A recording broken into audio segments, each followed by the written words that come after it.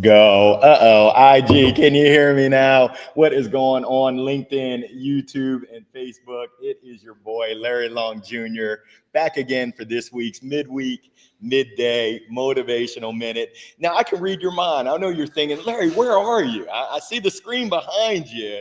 I am broadcasting live straight from Echo. We've got the Echo team. I see y'all. What is going on? We've got the Echo team here in Durham, North Kakalaki, doing amazing work in the community. We are here supporting entrepreneurship for necessity-driven entrepreneurs as well as youth entrepreneurs. I see you, Lee, all the way from the Philippines. Thank you so much for joining. Welcome to this week's Midweek, Midday Motivational Minute. I can't believe that it's episode number 38 for this year, episode number 281 overall. And last week we talked about counting your blessings. Yes, we've got so many blessings to count. I had the opportunity to work with a group of entrepreneurs, helping them with their pitch, helping them with their sales, helping them with their business and their impact. That's a blessing of mine.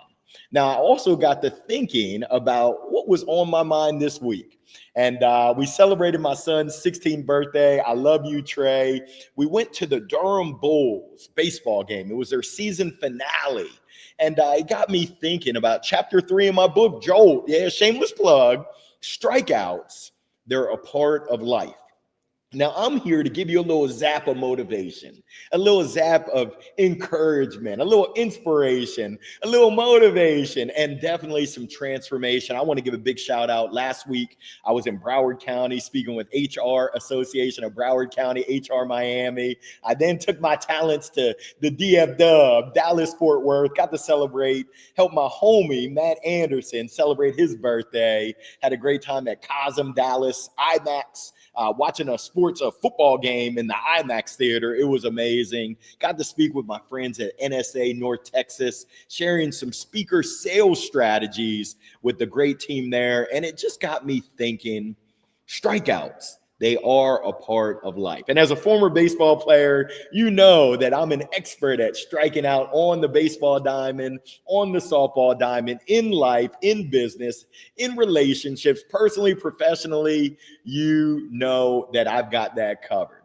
Now, I can tell you that strikeouts don't feel good. I started off my college career one for my first 27, I think. Yeah, I think that was .047, but who's counting? And that's probably rounding up. But I can tell you it didn't feel good. It felt like I was letting everyone down.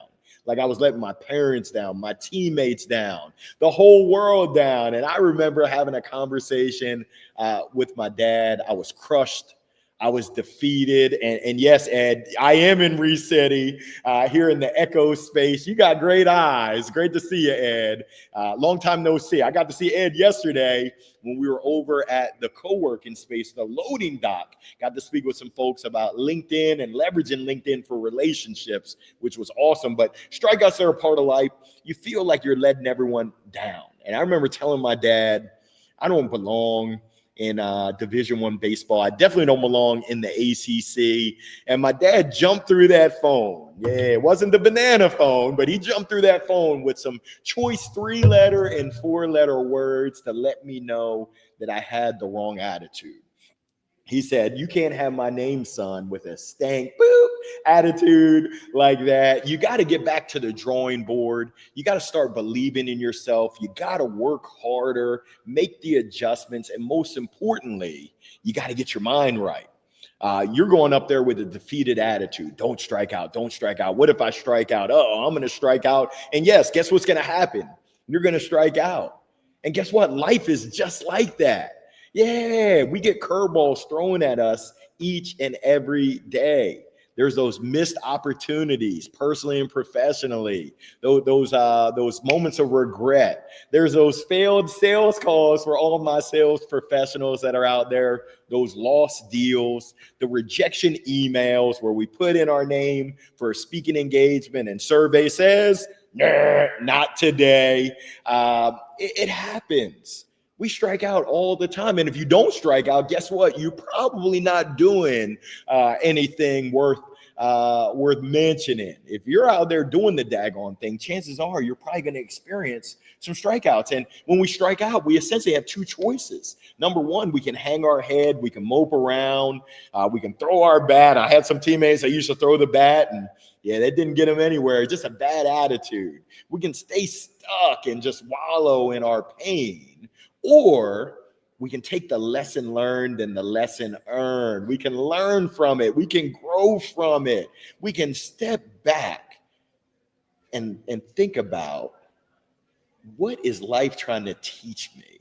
What lesson am I supposed to learn so that I can step back in the batter's box? I can give it another try. In the words of my great friend, Melissa Murray Bailey, go Terps, Giot, give it a try, get back again and try again. I can tell you, and this is just me keeping it real, the only way to guarantee that you don't strike out is to never swing.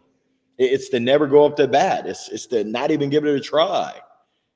If you never swing, you're never going to hit a home run. If you never step in the batter's box, you never even have the opportunity for success. And sometimes we think that failure is the opposite of success. It's not. Failure is a part of the journey. It's the part of the journey that helps us get closer to being a success. I can tell you that almost every big win that I've had in my life, whether it was athletics, academics, whether it was in business, it pretty much came from learning from the strikeouts, taking those lessons learned, making the adjustments, adapting, and getting back up there. My first business, the baseball academy, it failed, and it failed miserably. I was deep in debt. I was definitely in sorrows. I said, I'll never do that again. And lo and behold, I said, hey, let me muster up the courage to go back out on my own. It was the best decision that I made. Now, you might be saying, Larry, that sounds good for you, but what about me? I got you. I got you covered. I'm here to give you a jolt. And here goes your jolt moment for a little process, a three-step process of what you can use in order to manage and deal with strikeouts. Number one, I encourage you to acknowledge that strikeout. Yeah, don't pretend like it didn't happen. Acknowledge that it happened. Own it. You want to own that outcome and say, hey, I'm going to be all right. Number two, I want you to identify and most importantly, document. That means write it down. You can use your phone, but I want you to document what were the lessons learned from that moment and the lessons earned. What can you take away? And most importantly, what will you do? What action will you take the next time that you're faced with that experience that struck you out? Step three, and this is most important. I encourage you to dust yourself off and get back in that batter's box. Go ahead and give it a whirl. We just did a little exercise where we were working on our pitches. Some were awesome, others, yeah, there was opportunity knocking for improvement, and that's good. The one young lady shared that her action was to get into the mirror and to practice, to get those reps, to make it feel more natural, for her to feel more confident and comfortable. That's my encouragement for you. Before you take another swing, before you get back in the box, think about, what did you learn and what will you do differently? I encourage you to get back at it, get back on that horse. We don't expect perfection. If we expect perfection, we're going to be disappointed a lot. But what we're shooting for is progress. As I was looking at the Durham Bulls game, I was looking at the batting averages, and it's been a long season. I think they have their last games. I think they're playing in Charlotte, but this was their last homestead. And I'm sure that those batters and the pitchers have learned so much throughout the long season, but they keep showing up. They're going to go into the offseason, back to the drawing board, and they're going to figure out, how can I be the best that I can be? That's what separates the great from the good. And we don't show up just to be good. We want to be the very best that we can be. So here goes my encouragement. Whatever strikeout you're going through right now, or maybe you're not experiencing a strikeout, whatever that last strikeout was, what was the last strikeout that you experienced recently? It could be personal, could be professional. I want you to know that doesn't define you. You're not defined by that strikeout, but you are defined on how you react, how you relate, and what you do following that strikeout. So my encouragement is for you to get back up, dust yourself off, and keep swinging. Here goes what I want you to do. Number one, I want you to identify, what have you been afraid of? Where fear will get you stuck? What is it that you've been afraid of, that you've been avoiding? Having that Heisman, that avoidance strategy, because you're afraid of failure. You're afraid of striking out. What is it? Is it starting your own business? Is it asking your boss for the promotion? Is it asking your boss for the raise? What is it? What's been holding you back?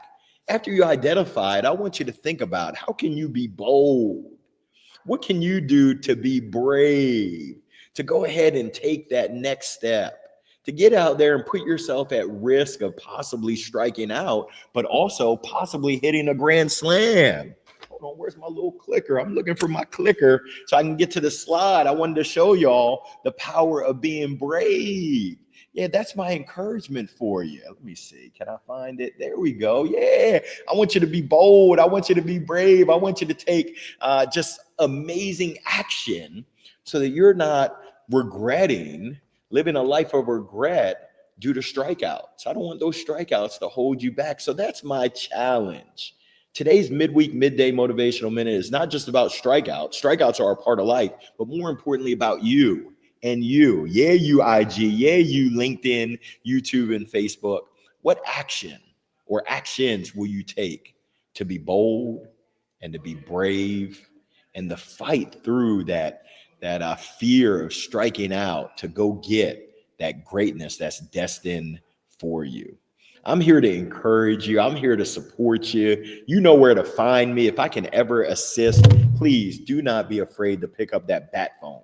Or actually, this is a banana phone, and reach out and touch someone. I appreciate you joining. I hope to see you next Wednesday as well. And I just wish you all the best and continued success. I do have a question for you. Tell me something good. What's the best thing that's been happening to you, that's happening to you in your life right now?